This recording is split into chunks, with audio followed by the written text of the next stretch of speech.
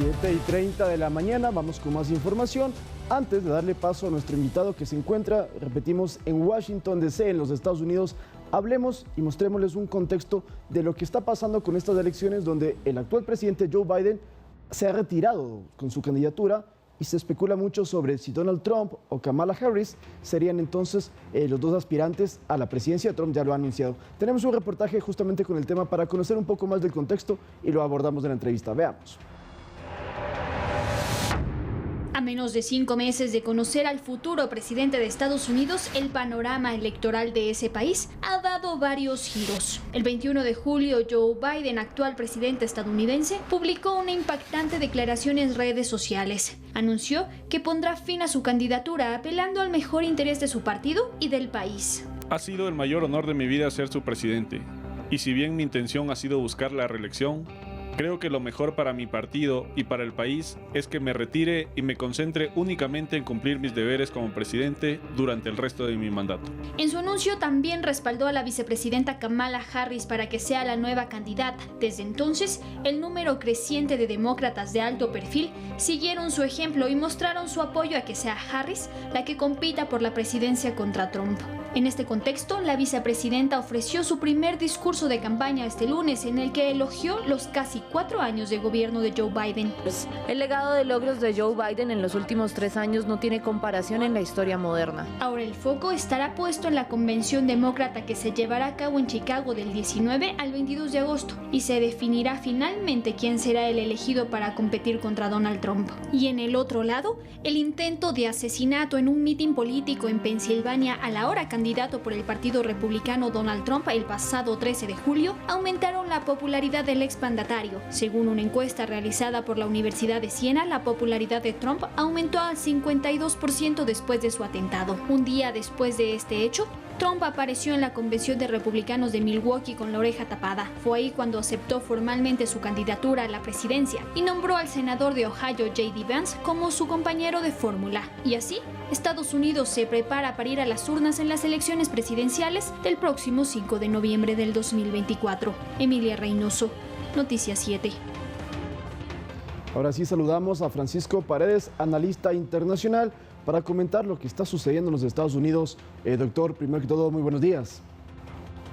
Muy buenos días, muchísimas gracias por el espacio, por la invitación y un afectuoso saludo para todos los televidentes de Ecuador TV. Cuéntenos qué se está diciendo en los Estados Unidos, en Washington, tras el retiro de la candidatura de Joe Biden, que para muchos es algo histórico que un presidente en funciones decida no ser parte de la contienda de reelección. Es correcto, esto no se había visto desde Lyndon Johnson allá en el año en el 68, es decir, hace aproximadamente 59 años que no había ocurrido que un candidato a la reelección se retire de la reelección, se retire de la contienda electoral. Bueno, en ese momento se dio por razones políticas, la guerra de Vietnam y la baja popularidad del presidente. Ahora no necesariamente apunta por la baja popularidad del presidente Biden, sino por las críticas que han venido desde varios sectores sobre su capacidad de gobernar durante 4 años más, con las condiciones limitadas que ha presentado a nivel intelectual, principalmente por el declive a nivel de su salud. Es cierto que la candidatura de Trump se ha visto fortalecida de una manera inesperada por este intento de asesinato, pero también es cierto que con la salida de Joe Biden ha habido un entusiasmo creciente en favor de la candidatura de Kamala Harris, que ha logrado unificar de alguna manera a todos los demócratas que estaban un poco separados antes de la salida de Biden, y los números no mienten. Hay un gran entusiasmo.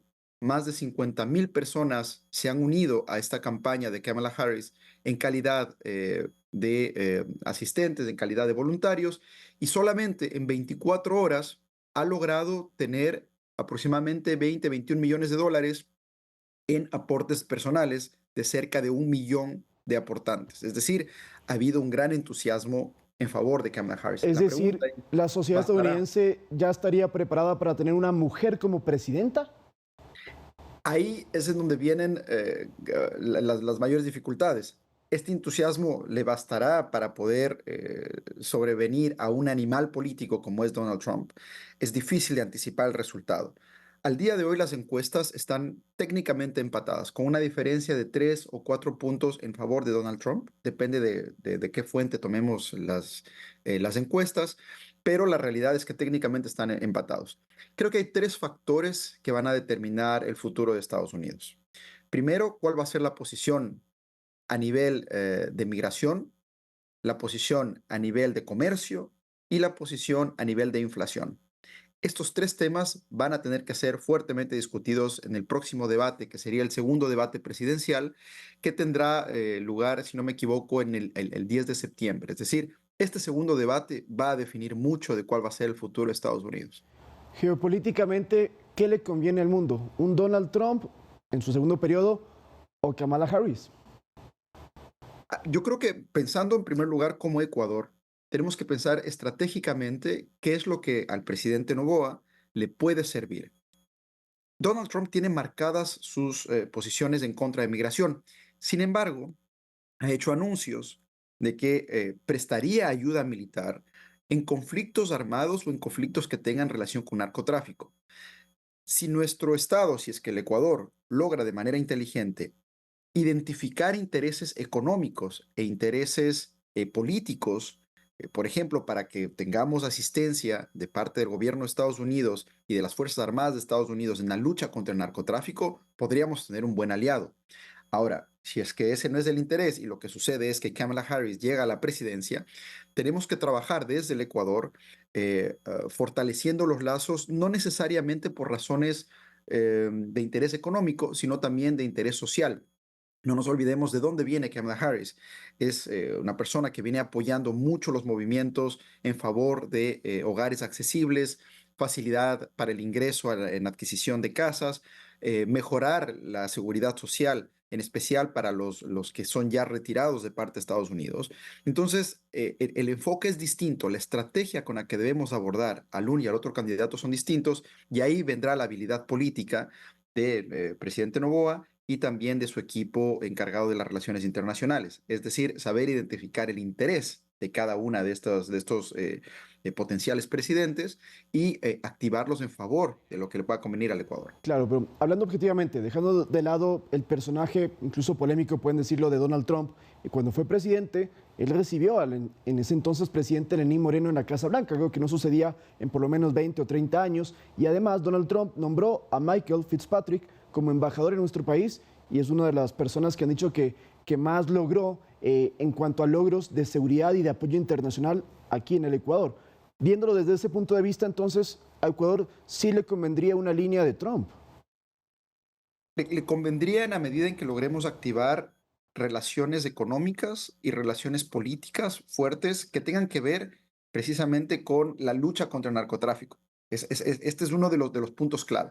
Si vemos, el ex embajador Fitzpatrick tuvo una gran influencia precisamente en la lucha contra el narcotráfico, en contra de grupos que se encuentren organizados al interior del Ecuador, que pertenecían a distintas instituciones, policía, función judicial y demás, y el ataque fue dirigido hacia ellos. Entonces, claramente el gobierno de Trump es un gobierno que busca tener algo de influencia internacional, eh, pero en sectores específicos. Es decir, si logramos activar e identificar estos sectores, Ecuador podría verse muy beneficiado de una relación con el presidente Trump.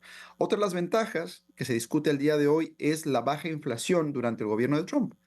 En el gobierno de Trump, durante todos sus años, tuvo una inflación de aproximadamente 1,9%, mientras que en el gobierno de Biden la inflación estuvo cerca de superar los 6 puntos.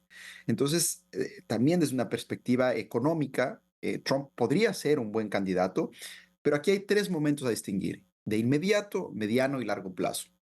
En inmediato, la ganancia de Trump seguramente favorecería al mercado de valores. A mediano plazo, favorecería no solamente al mercado de valores, sino a las grandes compañías y también a la clase trabajadora de Estados Unidos.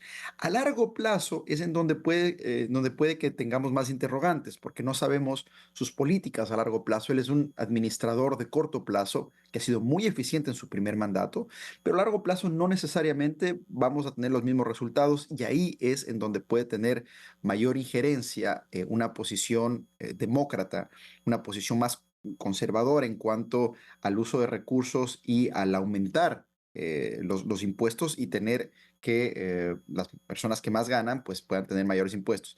Hay un estudio ya publicado que nos dice que todas las personas que ganarían más de $400,000 se verían afectados en Estados Unidos con impuestos si Kamala Harris gana. Ahora, doctor, es importante volver a un punto que usted lo mencionó al inicio y que nos concierne a todos los ecuatorianos, la migración. Hoy en día conocemos que incluso de varias naciones hay gente que está llegando y que ingresa de forma irregular en los Estados Unidos. Si gana Trump o si gana Kamala Harris y continúan los dos demócratas, ¿qué impacto puede tener justamente la inmigración principalmente irregular?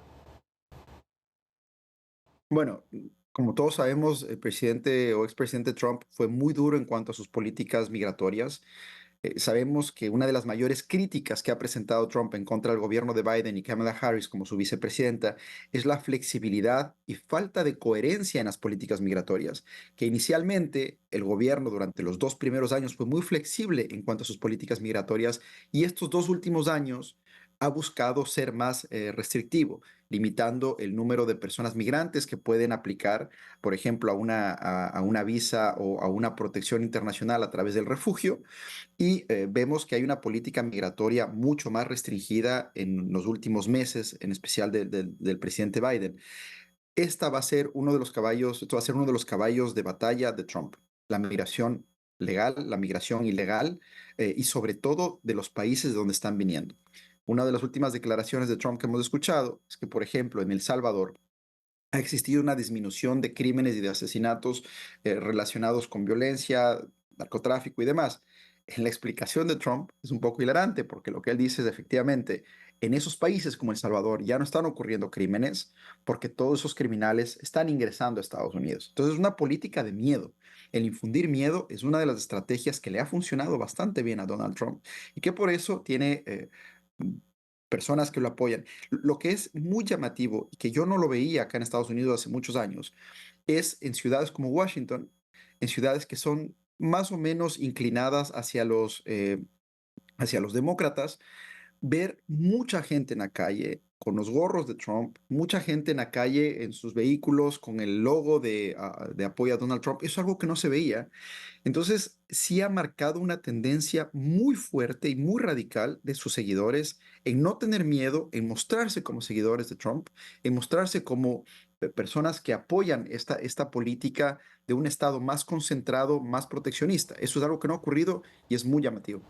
Ahora, para cerrar, doctor, por cuestión del tiempo, no podemos seguir abordando mucho más el tema, pero sí quisiera que también rápidamente comentemos lo que se viene este domingo en Venezuela, donde Nicolás Maduro entonces busca un tercer periodo presidencial ante una oposición que ha denunciado que en el caso de que pierdan, primero están denunciando que podría haber alguna especie de corrupción en cuanto a los resultados, pero también Maduro, en sus propias palabras, anuncia una especie de guerra civil si no gana las elecciones. ¿Cómo podemos analizar eso, doctor? Primero es lamentable cómo en Venezuela se dan las elecciones. Ya es sabido que desde hace varias elecciones hay un control del sistema electoral por parte del gobierno de Maduro. Uno de los ejemplos es que en las papeletas actuales Maduro aparece 13 veces. ¿Por qué? Porque representa a 13 movimientos o partidos distintos que fueron originalmente creados o apoyados por él. Entonces ya se ve una campaña mediática muy fuerte en favor de la reelección de Maduro.